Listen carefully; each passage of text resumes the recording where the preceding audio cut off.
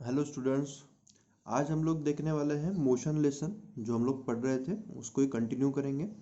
But उसमें से एक क्वेश्चन मैंने जो आपको होमवर्क के लिए दिया था वो बच्चों को समझ में नहीं आया है ना। तो उस क्वेश्चन को जो है मैं यहाँ पे पहले कवर कर लेता हूँ और उसके बाद में हम लोग आगे बढ़ेंगे। क्वेश्चन कुछ इस तरह से था, a farmer moves along the boundary of square field. तो यहाँ से मुझे इतना तो पता चला है कि मेरी जो फार्म है, जो फील्ड है वो स्क्वायर शेप की है। तो मैंने एक स्क्वायर शेप यहाँ पे बना के रख दिया। उस स्क्वायर शेप का साइड जो है वो 10 मीटर का है, मतलब उसका हर एक साइड कितने का होगा, 10 का। ठीक है, ये तो आपको पता है। इस स्क्वायर फील्ड को एक राउंड मारने के लिए उसको कितना टाइम लगता है, 40 सेकंड का। एक राउंड मारने के लिए 40 सेकंड लगता है। ठीक है। What will be the magnitude of displacement, displacement की मैग्नीट्यूड क्या होगी अगर वो फार्मर जो है 2 मिनट 20 सेकंड के लिए इस राउंड में घूमता है, तो टोटल डिस्प्लेसमेंट कितना कवर करेगा, ऐसा पूछा होगा। तो सबसे पहले तो एक राउंड मारेगा तो कितना डिस्टेंस कवर करेगा ये निकाल लेता हूँ, मतलब पेरीमीटर निकाल लेता हूँ। 4 इंटू साइड, ये फॉर्मूला होता है पेरीमीटर ऑफ स्क्वायर का। आंसर कितना आया, 40 मीटर। तो 40 मीटर वो कवर करता है कितने टाइम के अंदर, 40 सेकंड। उसने बोला ना कि एक बाउंड्री को पूरा राउंड मारने के लिए कितना टाइम लगता है, 40 सेकंड। मतलब 40 मीटर कवर करने के लिए 40 सेकंड लगता है। तो एक सेकंड में कितना कवर करेगा, 1 मीटर। सिंपल है, डिस्टेंस अपॉन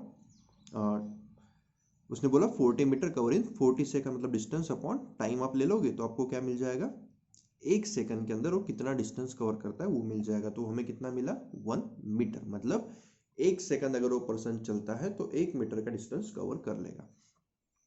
बट उसने बोला हुआ है हमें कि वो कितना चलने वाला है, 2 मीटर 2 मिनट 20 सेकंड। तो आपको अभी क्या करना है, 2 मिनट 20 सेकंड में वो कितना कवर करेगा ये निकालना है।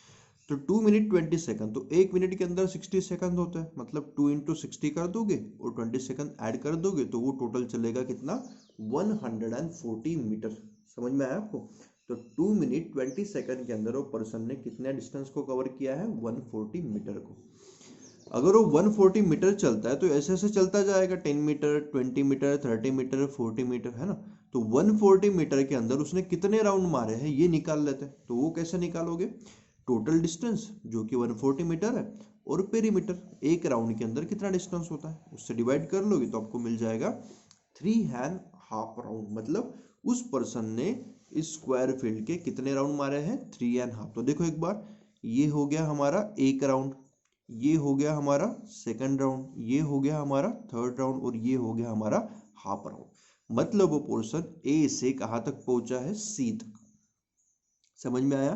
तो डिस्टेंस तो हम ऑलरेडी निकाल चुके हैं 140 मीटर, बट डिस्प्लेसमेंट क्या होता है, shortest distance between two point. तो दो पॉइंट के बीच का शॉर्टेस्ट डिस्टेंस कैसे निकालोगे, इसके अंदर पाइथागोरस थ्योरम लगा लो। AC का स्क्वायर, फॉर्मूला क्या बनेगा देखो, AC का स्क्वायर इक्वल टू AB का स्क्वायर प्लस BC का स्क्वायर। इसमें वैल्यूज पुटअप करोगे और इस तरह से सॉल्व करोगे तो आपका आंसर आ जाएगा 10√2 मीटर। समझ में आया आपको। तो इस तरह से आप जो है डिस्प्लेसमेंट को फाइंड आउट कर सकते थे इस क्वेश्चन के अंदर। तो आई होप आपको ये क्वेश्चन जो है अभी समझ में आ चुका होगा। अभी हम लोग हमारे लेसन में आगे बढ़ते। उसके बाद का जो हमारा टॉपिक है वो है uniform motion and non uniform motion. अभी यूनिफॉर्म मोशन क्या होता है और नॉन यूनिफॉर्म मोशन क्या होता है, इसको समझने के लिए हमारे पास एक सिंपल सा चार्ट दिया है टेक्स्ट बुक के अंदर। इसको देखेंगे, देखो इसमें दिया हुआ है टाइम, उसके बाद दिया है distance travel by object A और यहाँ पे दिया है distance travel by object B. तो हमारे पास दो ऑब्जेक्ट है, एक का नाम दिया है हमने ऑब्जेक्ट ए, एक का नाम दिया है हमने ऑब्जेक्ट बी। क्या हुआ कि सवेरे 9:30 बजे, 9:30 का टाइम हुआ था सवेरे, उस समय ए ने जो डिस्टेंस कवर किया था वो कितना किया था, 10 मीटर का। ठीक है। और उसके बाद 9:30 बजे ही बी ने जो डिस्टेंस कवर किया था वो कितना किया था, 12 मीटर का। सबसे पहले मैं ए को देख लेता हूँ, बाद में बी का देखूंगा। 9:45 को, मतलब 15 मिनट के बाद वो पर्सन कहाँ तक पहुंचा, ऑब्जेक्ट ए कहाँ तक पहुंचा, 20 मीटर तक। 10 बजे 30, 10:15 को 40, 10:30 को 50। तो यहाँ पे आप देखोगे टाइम इंटरवल सेम ही है, 15-15 मिनट का टाइम इंटरवल लिया हुआ। और हर 15 मिनट के अंदर इतने कितना डिस्टेंस इसने कवर किया है, 10 मीटर का। देखो 20 - 10 मतलब 10, 30 - 10 मतलब 10, 40 - 30 मतलब भी 10।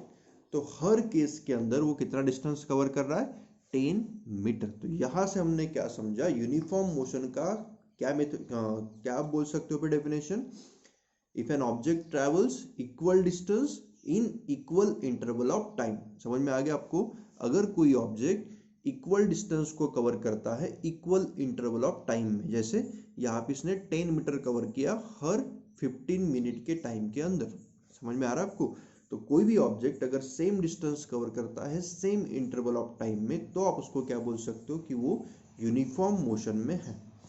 नॉन यूनिफॉर्म मोशन को कैसे समझोगे, वो यहाँ पे देखो, ऑब्जेक्ट 9:30 को तो 12 पे था, 9:45 पे कितने कहाँ पे गया, 19 पे, मतलब डिस्टेंस कितना है इस केस में 7।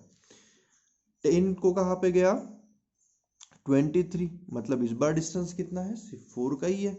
उसके बाद उसको लगा अरे हम तो पीछे रह गए, उसने स्पीड बढ़ा ली और 23 से कहाँ पे गया, 35 पे, मतलब इस बार 12 चला गया। उसके बाद फिर से थोड़ा सा रुका वहाँ पे, वो जल्दी जल्दी गया नहीं, तो 2 ही किलोमीटर गया।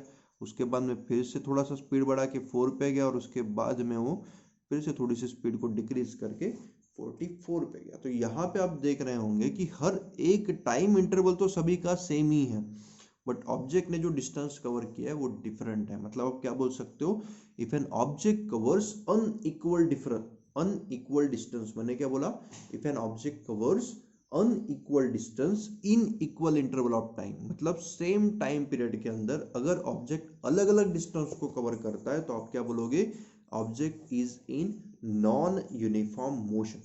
आगे आपको समझ में, तो same distance same time interval में कवर करे तो यूनिफॉर्म मोशन, और अलग अलग डिस्टेंस सेम टाइम इंटरवल पे कवर करे तो आप बोलोगे नॉन यूनिफॉर्म मोशन। तो आई होप आपको ये दोनों टॉपिक समझ में आ चुके हैं। उसके बाद जो एक छोटा सा टॉपिक दिया हुआ है हमें, वो है रेट ऑफ मोशन। मोशन की स्पीड को कैसे कैलकुलेट करोगे, तो ये आपको पहले से पता है। मोशन की स्पीड को कैसे कैलकुलेट करते हैं हम लोग, डिस्टेंस अपॉन टाइम। सिर्फ यहाँ पे एक्स्ट्रा हमने क्या ऐड किया, total distance upon total time. तो ऑब्जेक्ट ने टोटल कितना डिस्टेंस किया, मतलब स्टार्ट वो कहाँ से कर रहा है और एंड कहाँ पे कर रहा है, वो टोटल डिस्टेंस आप ले लोगे, और उस टोटल डिस्टेंस को कवर करने के लिए उसको कितना टाइम लग रहा है उसको आप नीचे ले लोगे। समझ में आया, तो आप निकाल सकते हो एवरेज स्पीड को total distance upon total time के फॉर्मूले से, जैसे इसने यहाँ पे क्वेश्चन आपको करके दिखाया हुआ है। Let us understand this is by an example. A car travels distance of 100 kilometre in 2 hour. एक कार है जो 100 किलोमीटर का डिस्टेंस कवर करती है कितने टाइम के अंदर, 2 आवर के अंदर। तो इसकी एवरेज स्पीड क्या हो गई, 100 डिवाइड बाय 2, मतलब कितनी, 50 किलोमीटर, है ना। टोटल डिस्टेंस ले लिया 100 किलोमीटर और टोटल टाइम ले लिया 2 hours. Its average speed is 50. The car might not have traveled at 50 kilometre per hour all the time. इसका मतलब ये हुआ क्या कि शुरुआत उसने जब की थी तब से तो एंड के एंड तक वो सेम इसी स्पीड से गई होंगी, ऐसा तो नहीं हो सकता। कभी कभी अगर रोड खाली होगा तो उसने स्पीड बढ़ाई भी होंगी, कभी कभी ट्रैफिक आया होगा तो स्पीड कम भी हुई होंगी, है ना। बट एवरेज स्पीड निकालते समय आप उन सभी चीज़ों को, सभी पैरामीटर्स को कंसिडर नहीं करते। आपको सिर्फ क्या करना है, टोटल डिस्टेंस को टोटल टाइम से डिवाइड कर देना है, बाकी चीज़ों के ऊपर ध्यान देने की ज़रूरत नहीं है। तो आई होप आपको ये एवरेज स्पीड वाला क्वेश्चन जो है वो समझ में आ चुका है।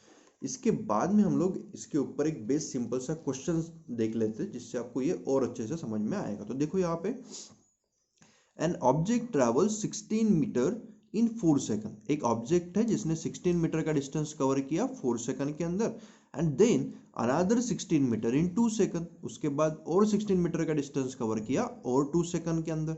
तो व्हाट इज एवरेज स्पीड, तो एवरेज स्पीड निकालते समय क्या करते हैं हम लोग, टोटल डिस्टेंस, मतलब इस 16 के अंदर इस 16 को भी ऐड कर देंगे, तो हमारे पास टोटल डिस्टेंस कितना आ जाएगा, 32 मीटर। और एट द सेम टाइम हम लोग क्या करेंगे, टाइम को भी ऐड कर देंगे, तो 4 सेकंड और 2 सेकंड इनको भी ऐड कर दोगे तो क्या मिलेगा, 6 सेकंड। और एवरेज स्पीड अगर आप निकालोगे इससे तो क्या आएगा फिर, total distance upon total time. तो टोटल डिस्टेंस हमारे पास में है 32 मीटर और टोटल टाइम है 6 सेकंड। डिवाइड कर लोगे तो 5.33 मीटर पर सेकंड। इस तरह से आप क्या कर सकते हो, मीटर पर सेकंड स्क्वायर, इस तरह से आप लोग क्या कर सकते हो, स्पीड को फाइंड आउट कर सकते हो किसी भी ऑब्जेक्ट की। तो मीटर पर सेकंड ये उसका क्या होता है, यूनिट होता है। इसको metre second to the power -1 भी लिख सकते हो, या फिर मीटर पर सेकंड, इस तरह से भी आप इसका यूनिट लिख सकते हो। एवरेज स्पीड को मेजर करने का ये उसका यूनिट होता है। तो आई होप आपको ये टॉपिक भी जो है वो समझ में आ चुका है, ठीक है ना। तो उसके बाद एक छोटा सा टॉपिक हमारा बच रहा था, वो है speed with direction. Speed with direction का मतलब क्या होता है? इसका मतलब होता है वेलोसिटी। अभी वेलोसिटी क्या है? तो स्पीड हमने क्या देखा था? Distance upon time. वेलोसिटी क्या होता है? Displacement upon time. क्या होता है? Displacement upon time. अगर मैं वेलोसिटी को डिस्प्लेसमेंट अपॉन टाइम बोलता हूँ तो डिस्प्लेसमेंट अपॉन टाइम का मतलब क्या हुआ? डिस्प्लेसमेंट मतलब क्या होता है? आपने देखा था shortest distance between two objects, और टाइम तो आप सेकंड में ही कंसिडर करते हो। तो डिस्प्लेसमेंट की केस में आपको एक चीज और ऐड करनी पड़ती है, वो होता है डायरेक्शन, है ना। आप शॉर्टेस्ट पाथ लेते हो, आप एक्चुअल पाथ को उसमें कंसिडर करते हो क्या? नहीं। तो स्पीड विद डायरेक्शन का मतलब होता है वेलोसिटी। और वेलोसिटी आप किसको बोलोगे? The quantity that specifies both these aspects, which these aspects, both these aspects, that is direction as well as its magnitude, है ना। मतलब जिसके अंदर डायरेक्शन बताना भी जरूरी है और उसका मैग्नीट्यूड मतलब उसने कितना डिस्टेंस कवर किया वो भी बताना जरूरी है, तब आप उसको क्या बोलते हो? वेलोसिटी। समझ में आया आपको? तो velocity is the speed of an object moving in a definite direction. मतलब एक डेफिनाइट डायरेक्शन के अंदर, मतलब एक स्ट्रेट पाथ के अंदर वो ऑब्जेक्ट कितना डिस्टेंस कवर कर रहा है, that is nothing but its velocity. समझ में आया आपको? तो एक पर्टिकुलर डायरेक्शन में उसने कितना डिस्टेंस कवर किया और कितने टाइम के अंदर किया, इसी चीज को हम लोग फाइंड आउट करते हैं, वेलोसिटी का यूज करते हैं। ठीक है। तो वेलोसिटी का फॉर्मूला क्या बनेगा हमारा? Displacement upon time. तो डिस्प्लेसमेंट जब भी आप निकालोगे वो एक पर्टिकुलर डायरेक्शन में होता है, हमने पहले ही पढ़ा है कि एक शॉर्टेस्ट पाथ हम लोग देखते हैं, उसमें डिस्टेंस को हम चेंज, अब जो है डायरेक्शन को चेंज नहीं करते हो, है ना। आप एक सीधा डिस्टेंस देखते हो, एकदम स्ट्रेट पाथ देखते हो, और उसी को बोला गया है velocity. Means velocity is the speed, ये भी एक तरह की स्पीड ही है, but in a definite direction. सिर्फ एक स्ट्रेट पाथ में ही आप डायरेक्शन को देखोगे तभी आपको क्या मिलेगा? वेलोसिटी। समझ में आ रहा है? उसके बाद आप कुछ भी अलग से नहीं देखने वाले। तो वेलोसिटी को अगर चेंज करना है किसी भी ऑब्जेक्ट की, तो आप दो तरह से कर सकते हो। या तो ऑब्जेक्ट की स्पीड को चेंज कर दो, स्पीड चेंज करोगे तो वेलोसिटी चेंज होगी, या फिर डायरेक्शन चेंज करो। ऑब्जेक्ट पहले ऐसे जा रहा था, बाद में उसकी अपने डायरेक्शन चेंज कर दी, तो आप क्या बोलोगे? Velocity got changed. समझ में आया? तो वेलोसिटी को चेंज करना काफी आसान होता है। इसमें आप उसकी डायरेक्शन को चेंज करके भी वेलोसिटी को चेंज कर सकते हो, या फिर उसकी मैग्नीट्यूड को चेंज करके भी वेलोसिटी चेंज कर सकते हो। तो वेलोसिटी जो है वो आप इस तरह से फिर डिस्प्लेसमेंट अपॉन टाइम से फाइंड कर सकते हैं। इससे पहले हमने एवरेज स्पीड देखी थी, वो क्या था? Total distance upon total time. But average velocity निकालने का फॉर्मूला थोड़ा सा डिफरेंट होगा। एवरेज वेलोसिटी के लिए आप क्या करोगे? Initial velocity plus final velocity divide by 2। Initial velocity मतलब क्या? जो शुरुआत में होगी, है ना। कोई ऑब्जेक्ट समझ लो ऐसे जा रहा था आगे सेम डायरेक्शन में, और बाद में क्या किया उसने? डायरेक्शन चेंज कर दिया। तो सेम डायरेक्शन में वो जहां से जहां तक गया उतने समय की उसकी वेलोसिटी क्या कहलाएगी? Initial velocity. और डायरेक्शन चेंज करने के बाद वो जिस वेलोसिटी से गया वो आपकी क्या हो जाएगी? Final velocity. समझ में आया? मतलब वेलोसिटी में चेंज होने से पहले वाली वेलोसिटी क्या थी? इनिशियल वाली। और चेंज होने के बाद की वेलोसिटी क्या होगी आपकी? फाइनल वाली। आई होप आपको ये समझ में आ चुका है। तो एवरेज वेलोसिटी आपकी क्या हो जाएगी? Initial velocity plus final velocity divide by 2। Speed और वेलोसिटी में डिफरेंस क्या होगा? स्पीड और वेलोसिटी में हम लोग डिफरेंस क्या बोल सकते हैं? स्पीड को सिर्फ क्या चाहिए? मैग्नीट्यूड, उसको डायरेक्शन की जरूरत नहीं है। बट वेलोसिटी के अंदर मैग्नीट्यूड और डायरेक्शन दोनों चाहिए। मतलब स्पीड हमारी कौन सी क्वांटिटी हो गई? Scalar quantity. और ये हमारी वेलोसिटी कौन सी क्वांटिटी होगी? Vector quantity. स्केलर क्वांटिटी मतलब कौन सी क्वांटिटी? जिसको सिर्फ मैग्नीट्यूड से डिफाइन किया जा सकता है। और वेक्टर क्वांटिटी मतलब कौन सी क्वांटिटी? जिसको magnitude as well as direction दोनों चीजों की जरूरत होती है। उसको आप क्या बोलोगे? उसको आप बोलोगे वेक्टर क्वांटिटी। ठीक है ना। तो आई होप आपको जो ये टॉपिक है वो यहाँ तक समझ में आ चुका है। इसके बाद इसी सेम टॉपिक के ऊपर आपको कुछ क्वेश्चंस यहाँ पे दिए हुए हैं, इंटरनल क्वेश्चन, जिसमें स्पीड और वेलोसिटी का डिफरेंस पूछा हुआ है।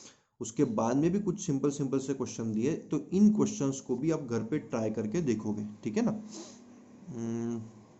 पहला क्वेश्चन करोगे, under what condition is the magnitude of average velocity of an object equals two is average speed. ये भी आप करोगे, सिंपल सा क्वेश्चन है। व्हाट डज ओडोमीटर, ये तो एकदम ही सिंपल है। What does the path of object look like when it is in uniform motion during an experiment signal from a spaceship reach the ground station in the 5 minutes. ठीक है, ये भी question आप कर सकते हो, बहुत ही सिंपल सा क्वेश्चन है। तो आपको क्या करना है, ये आपको क्वेश्चन जो है घर पे ट्राई करके देखना है, और अगर कोई क्वेश्चन में डाउट आता है तो आप मुझसे पूछ सकते हो, कोई प्रॉब्लम नहीं है। तो इतना टॉपिक हमारा हो चुका, बाकी टॉपिक जो है हम नेक्स्ट पीरियड में कवर कर लेंगे।